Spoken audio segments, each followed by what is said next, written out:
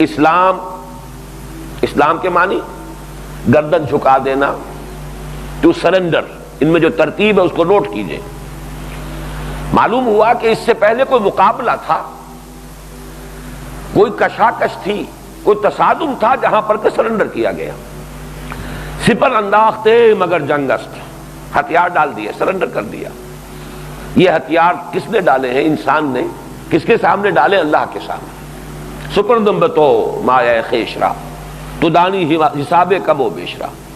جنگ ختم ہوئی، یہ اسلام ہے۔ اطاعت کا مادہ ہے طوع، آمادگی، دلی آمادگی۔ اب دلی آمادگی سے اللہ کا حکم ماننا ہے۔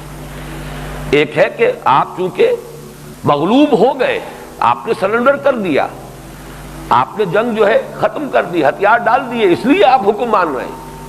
اور ایک یہ کہ دلی آمادگی کے ساتھ بطوع خاطر انسان اللہ کی بندگی کرے، اطاعت خدا و رسول، پھر تقوی اور عبادت۔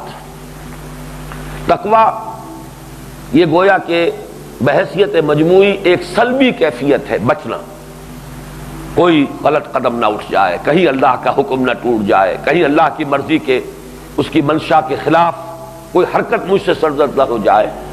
اور عبادت اسی کا مثبت پہلو ہے، ہمہ تن ہمہ وقت، اس کی محبت سے سرشار ہو کر اسی کی بندگی میں اپنے آپ کو دے دینا۔